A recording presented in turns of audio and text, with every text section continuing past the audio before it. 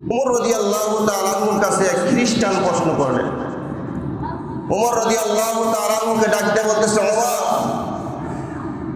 আমি যদি তোমাকে 4টা প্রশ্ন করি আর 4টা প্রশ্নের উত্তর যদি তুমি দিতে পারো তাহলে আমি তোমার ধর্ম গ্রহণ করব, আর তুমি যদি না দিতে পারো তুমি কি করবা সেটা বলো। ওমর রাদিয়াল্লাহু তাআলা আনহু বলেন, তিনি চিন্তা করলেন কোরআন এমন এক কিতাব, এমন কোনো প্রশ্ন নাই যেই প্রশ্নের উত্তর কোরআনে নাই। সুবহানাল্লাহ। ওমর রাদিয়াল্লাহু তাআলা আনহু বলেন, ঠিক আছে ভাই, আপনি প্রশ্ন করেন। আমিও ওয়াদা করলাম যদি আমি 4 প্রশ্নের উত্তর যদি না দিতে পারি আমিও মুসলমান ধর্ম ত্যাগ করব। 1 নম্বর প্রশ্ন করলেন, এমন 2 ভাই যারা একদিনে জন্মগ্রহণ করছে, একদিনে মৃত্যু গ্রহণ করছে, কিন্তু তাদের মধ্যে বয়সের ব্যবধান হলো 100 বছর। প্রশ্ন কি সহজ না আশ্চর্য প্রশ্ন? ওমর রাদিয়াল্লাহু তাআলা আনহু বলেন, ঠিক আছে, তোমার 2 নম্বর প্রশ্ন কি? ওই ইহুদি খ্রিস্টান 2 নম্বর প্রশ্ন করলেন, এমন একটা জেলখানা, এমন একটা কয়েকখানা আছে যেই কয়েকখানার ভিতরে শ্বাস ফালানোর মতো কোনো ক্ষমতা নাই, কিন্তু মানুষ মরে না।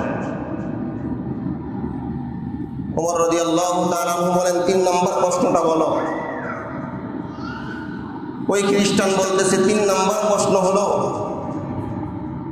পৃথিবীতে এমন একটা জায়গা আছে যেই জায়গাতে একবার সূর্যের আলো পৌঁছেছে আর কিয়ামতের আগে সূর্যের আলো পৌঁছাবে না। ওমর রাদিয়াল্লাহু তাআলা আনহু বলতেছেন, 4 নম্বর প্রশ্ন বলো। 4 নম্বর প্রশ্ন হলো, এমন একটা কবর যেই কবরকে নিয়ে মৃত ব্যক্তি দৌড়াইছে, পরে কবর রাখতে পারে নাই, আবার বের করে দিছে। ওমর রাদিয়াল্লাহু তাআলা আনহু প্রশ্ন শুনে মুস্কি মুস্কি হাসি। আমরা অবস্থা কি হইল হইলে যদি আমাদের কোনো প্রশ্ন এমন থাকে যে জানা নাই, হয়তো মিথ্যা কথা বলতাম, আর নাইলে বলতাম যে পরে বইলা দিব, ঠিক কিনা? ওমর রাদিয়াল্লাহু তাআলা আনহু বলেন, আমার এই প্রশ্নের উত্তর দেওয়ার দরকার নাই। এই যে আমার পাশে দাঁড়ায় আছে আমার ভাতিজা আব্দুল্লাহ ইবনে আব্বাস, ওই আব্বাসের ছেলে এই প্রশ্নের উত্তরগুলো দিয়ে দিও। সুবহানাল্লাহ। এমনি খ্রিস্টান ডাক দিয়ে বলতেছে, এই বাচ্চা, তুমি কি পারবা এই প্রশ্নের উত্তরগুলো দিতে? আব্দুল্লাহ ইবনে আব্বাস রাদিয়াল্লাহু তাআলা আনহু তাকে রাগানোর জন্য বলতেছে, এই প্রশ্নের উত্তর দিতে তো আমার 1 মিনিট সময় লাগবে। খ্রিস্টান তো আর আশ্চর্য হয়ে গেছে, কি আমি যে প্রশ্ন করছি সেই প্রশ্নের উত্তর আমার নিজেরই জানা নাই, আর এই 12 বছরের বাচ্চা নাকি 1 মিনিটের ভিতরে 4 প্রশ্নের উত্তর দিয়ে। ওমর রাদিয়াল্লাহু তাআলা আনহু বলেন, আব্দুল্লাহ ইবনে আব্বাস উত্তর দিতে আরম্ভ করো। আব্দুল্লাহ ইবনে আব্বাস রাদিয়াল্লাহু তাআলা আনহু উত্তর দিতে আরম্ভ করলেন। বলেন, 1 নম্বর প্রশ্ন, এমন 2 জন ভাই যারা একদিনে জন্মগ্রহণ করছে, একদিনে দুনিয়ার জমিন থেকে বিদায় হয়ে গেছে, কিন্তু তাদের বয়সের ব্যবধান হলো 100 বছর। এটা হলো হযরতে উযাইর এবং উসাইদ আলাইহিস সালাতু ওয়াস সালাম। তারা 2 ভাই ছিলেন। উযাইর আলাইহিস সালাতু ওয়াস সালাম নবী ছিলেন। তিনি আল্লাহর কাছে বলতেছেন, আল্লাহ, তুমি মৃত্যুর পরে কেমনে মানুষগুলাকে আবার জীবিত করবা, এটা যদি আমি দেখতে পারতাম, আমার বিশ্বাস হয় আল্লাহ, আমি যদি এই আশ্চর্য জিনিসটা দেখতে পারতাম। আল্লাহ তাআলা তাদের 2 ভাইকে একদিনে মৃত্যু দিলেন। উযাইর আলাইহিস সালাতু ওয়াস সালামকে 100 বছর পরে আল্লাহ তাআলা জীবিত করলেন। তিনি তাকায় দেখে তার গাদা যেটা ছিল, এই গাদাটা একবারে শেষ হয়ে গেছে, হাড়মার শেষ হয়ে গেছে, এবং আঙ্গুরের যে টুকাগুলা ছিল এটি তরুতাজাই আছে। উযাইর আলাইহিস সালাতু ওয়াস সালামের সামনে তার গাদাটা আবার পরিপূর্ণভাবে আল্লাহ তাআলা জীবিত করে দিয়েছে। তো তিনি 100 বছর পরে জীবিত হয়ে আবার মৃত্যুবরণ করলেন। এখন খ্রিস্টান বলতেছে, যুবক, তোমার প্রশ্নের উত্তর ঠিক আছে। 2 নম্বর হলো, এমন জায়গা যেই জায়গাতে পৃথিবীতে একবার সূর্যের আলো পৌঁছেছে আর কোনোদিন সূর্যের আলো পৌঁছবে। হযরতে মূসা আলাইহিস সালাতু ওয়াস সালামের জামানায় ফেরাউন বাহিনী যখন হযরতে মূসা আলাইহিস সালাতু ওয়াস সালামকে দাওয়া করলেন, আল্লাহ তাআলা নীল দরিয়ার মধ্যে রাস্তা করে দিলেন। মুসা আলাইহিস সালামের বাহিনীগুলা এই রাস্তা দিয়া পার হয়েছে। ওই সময়টা ছিল চাষের সময়, যেই সময় সূর্যটা খালি উঠে। ওই সময় যে রাস্তা ছিল, ওই সময় সূর্যের আলো একেবারে নদীর তলদেশে পর্যন্ত পৌঁছেছিল। আল্লাহ তাআলা পরবর্তীতে আবার পানি মিলাই দিছে, কিয়ামতের আগে এই নদীও শুকাবে না এবং সূর্যের আলো পৌঁছতে পারবে। 3 নম্বর প্রশ্ন, এমন একটা কয়েকখানা আছে যেই কয়েকখানার ভিতরে শ্বাস প্রশ্বাস নেওয়ার মতো কোনো ক্ষমতা নাই, কিন্তু কোনো মানুষ মরে না। তখন আব্দুল্লাহ ইবনে আব্বাস ডাক দিয়ে বলতেছে, জাহেল, তুমিও তো এই কয়েকখানা থেকে বের হয়েছ, তুমি কি আল্লাহর নিয়ামত ভুলে গেছো? যে আল্লাহ তোমাকে মায়ের গর্ভের ভিতরে 10 মাস 10 দিন রাখছে, কোনোদিন শ্বাস পালাইতে পারো নাই, তুমি মরো নাই, তোমাকে আল্লাহ তাআলা মার নাবি এবং তোমার নাবিকে অ্যাডজাস্ট কইরা আল্লাহ তাআলা তোমাকে খাবারের ব্যবস্থা করে দিয়েছে, ওই কথাটা কি তুমি আজকে ভুলে গেছো? 4 নম্বর প্রশ্ন, এমন একটা কবর যেই কবরের ভিতরে মানুষ যাওয়ার পরে তাকে নেওয়ার পরে কবর তাকে রাখতে পারে নাই, আবার বের করে দিচ্ছে। আল্লাহর নবী হযরত ইউনূস আলাইহিস সালাম তার কওমদেরকে যখন দাওয়াত দিতেছেন, কিন্তু কেউ তার ধর্ম গ্রহণ করে না। ইউনূস আলাইহিস সালাম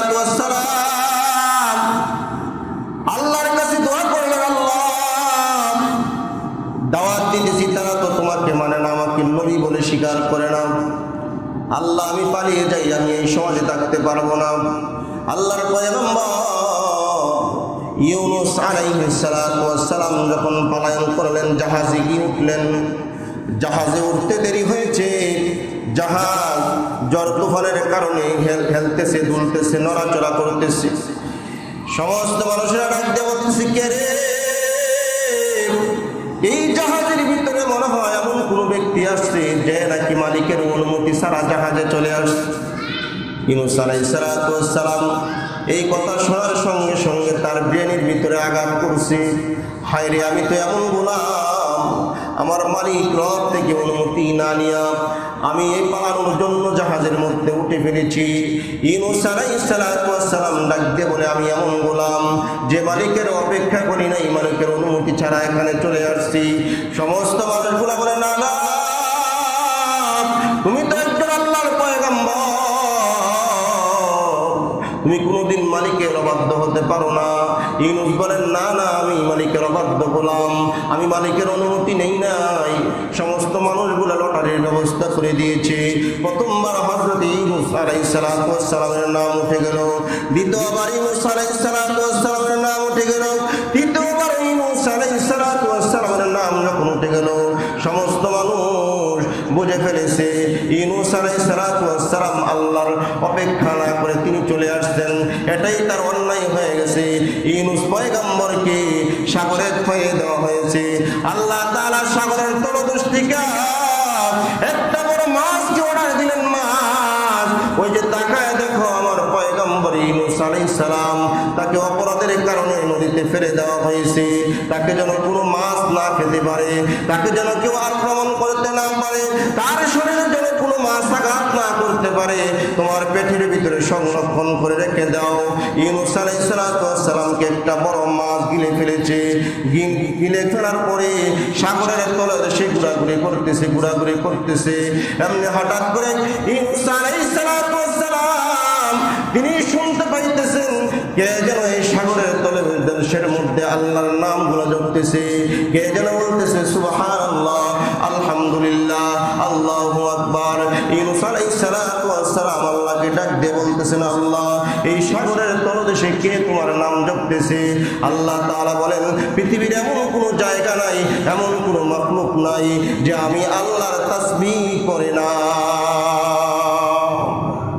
আস্তে আস্তে করে এই নদীর তলদেশে যখন চলতে আরম্ভ করলেন, একদিন 2 দিন নয়, 40 দিন যখন অতিবাহিত হয়ে গেছে, এক চিল্লার সময় যখন লাগাইছে, ইউনূস আলাইহিস সালাম পড়তে লাগলেন, লা ইলাহা ইল্লা আনতা সুবহানাকা ইন্নী কুনতু মিনাজ জালিমিন ফাস্তাজাবনা লাহু ওয়া নাজ্জায়নাহু মিনাল গাম্মি ওয়া কাযালিকা নুজিল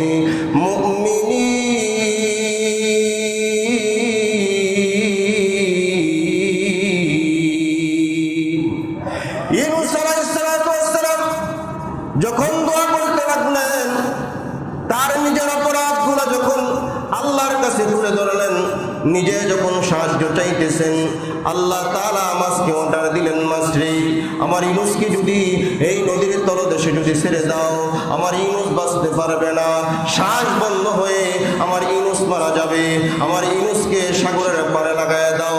আর ওই দিকটা আল্লাহ তাআলা জিবরাইল আমিন আলাইহিস সালাতু ওয়াস সালামকে ডাক দিয়ে বলতেছেন, জিবরাইল আমার পয়গম্বর অসুস্থ হয়ে গেছে, খাবার নাই, আমার পয়গম্বর মাছের পেটে থাকতে থাকতে রক্ত শূন্যতায় ভুগতেছে, যাও যাও যেখানে মাছ রেখে যাবে ওই জায়গার ভিতরে লাউয়ের বিচি লাগায় দাও। জিবরাইল আমিন আলাইহিস সালাতু ওয়াস সালাম জান্নাত থেকে লাউয়ের বিচি আইনা ওই সাগরের পাড়ে যখন লাগায় দিলেন, লাউ গাছগুলো বড় হয়ে গেল। ইউনুস পয়গম্বর লাউ পাতার ছায়াগুলা গ্রহণ করেন, আর ছোট ছোট যেই লাউয়ের কোড়াগুলো আছে তিনি খাবার হিসাবে গ্রহণ করেন। এই জন্য মুসলমান লাউয়ের ভিতরে এত পরিমাণ বরকত এবং ভিটামিন। ইউনুস পয়গম্বর অল্প দিন থাকার কারণে, অল্প দিন এই লাউয়ের কোড়া লাউ গ্রহণ করার কারণে তিনি পরিপূর্ণ সুস্থ হয়ে গেলেন।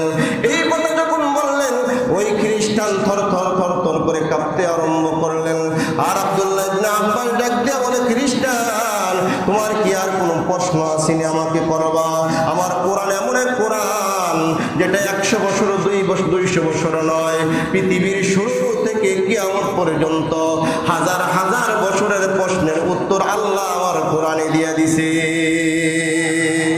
হ্যাঁ মুসলমান, আমরা যদি কোরআন মানতাম, আমরা যদি আল্লাহর পয়গম্বরের সুন্নাত মানতাম, তাহলে আজকে মূর্খ নেতাদের পিছনে আমাদের সময় দিতে হতো না, মূর্খদের চেয়ার টানাটানি লাগতো না, মূর্খদের জুতা আমাদের জন্য ঠিক করার দরকার নাই।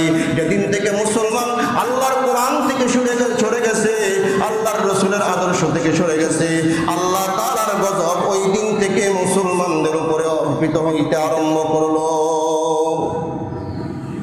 আল্লাহ তাআলা বিভিন্ন সময়ে বিভিন্ন ঘটনা দিয়া বুঝাই দিছে, মুসলমানদের ঈমান যত মজবুত থাকবে, আল্লাহ তাআলার পক্ষ থেকে মুসলমানদের সাহায্য তত দ্রুত আসবে। বদরের যুদ্ধে আল্লাহ তাআলা এই শিক্ষণীয় ঘটনা মুসলমানদের শিক্ষার জন্য সমস্ত পৃথিবীতে ছড়ায় দিয়েছে। 313 জন মুসলমান, যাদের অস্ত্র নাই, কোনো সাওয়ারি নাই, খাবার নাই, দুর্বল মুসলমানদেরকে 1000 সৈন্য, যাদের অস্ত্র আছে, সাওয়ারি আছে, খাবার আছে, সব কিছু আছে, তাদের বিরুদ্ধে মুসলমানরা যুদ্ধ করে আল্লাহ তাআলার সাহায্য পাইয়া তারা বিজয়ের মালা গ্রহণ করছে।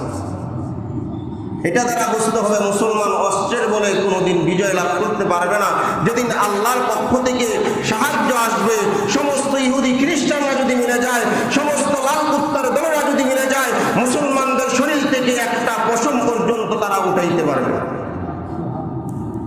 আর যদি মুসলমান আল্লাহর কোরআন ছেড়ে দেয়, মুসলমান যদি আল্লাহর রাসূলের সুন্নাত ছেড়ে দেয়, যত চেষ্টাই করে তারা অর্থনৈতিক দিক দিয়ে যত উন্নতি হোক না কেন, অস্ত্রের দিক দিয়ে যদি যত উন্নতি হোক না কেন, তারা যদি অর্থের দিকে বিশ্বাস করে, অস্ত্রের বিশ্বাস করে, তারা যদি সৈন্যের বিশ্বাস করে, আল্লাহ তাআলার সাহায্য পাবে না, আর তারা বিজয়ের মালাও গ্রহণ করতে পারবে না।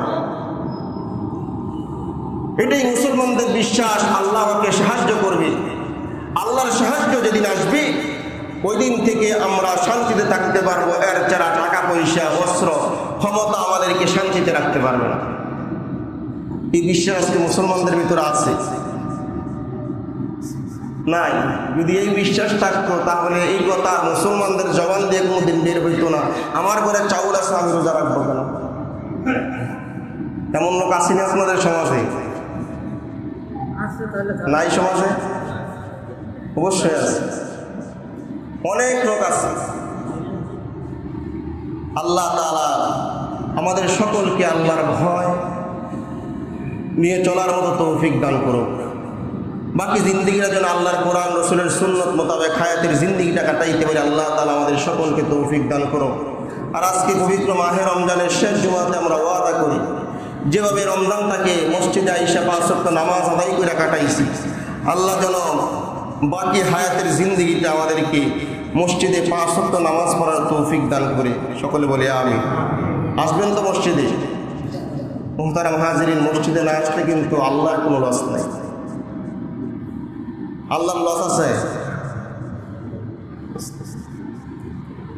যে ব্যক্তি বাড়ি করছে, বসুন্ধরা যদি কোনো ব্যক্তি একটা ফ্ল্যাট করে, কোনো একটা বিপদে পড়ছে, কোথাও থাকার জায়গা পাইতেছে না, এখন যদি আপনি বিল্ডিংও না যান, লস কি আপনার না বাড়িওয়ালার? আমরা তো মনে করি যে বাড়িওয়ালার লস, বাড়িওয়ালা এত বড় বাড়ি বানাইছে কেন? আমরা যদি জান্নাতে না যাইতে পারি তো আমাদের লস। আমরা মনে করি আল্লাহর লস, আল্লাহ এত জান্নাত বানাইছে, কি করবে? কি বলেন? এমন কোনো বাবা মাদের আছে কিনা যে আল্লাহ তাআলা প্রত্যেকটা ইমানদারদের জন্য, নিম্নমানের যে ইমানদার তার জন্য 10 দুনিয়ার সমপরিমাণ জান্নাত বানাইছে? যদি আমাদেরকে না দেয় তো আল্লাহ জান্নাত কি করবে? বাড়া দিবে। যদি বাড়া দেয় তাহলে দুনিয়া থেকে টাকা জমি টমি বেচে নিয়ে যাবো, বাড়া নিয়ে টাকা। আল্লাহ তাআলা টাকার বিনিময়ে জান্নাত বাড়া দিবে না। আল্লাহ তাআলা জান্নাত, আল্লাহ তাআলা কোরআনের এক আয়াতে বলেন, আমি আল্লাহ ইমানদারদের জান এবং মালের বিনিময়ে জান্নাত ক্রয় করছি। যারা আমাকে জান দিবে, মাল দিবে, আমি আল্লাহ তাদের কাছে জান্নাত বাড়া দিব। আল্লাহ তাআলা কবুল করুন। আসসালামু আলাইকুম ওয়া রাহমাতুল্লাহ। যারা সুন্নাত পড়ি নাই 4 রাকাত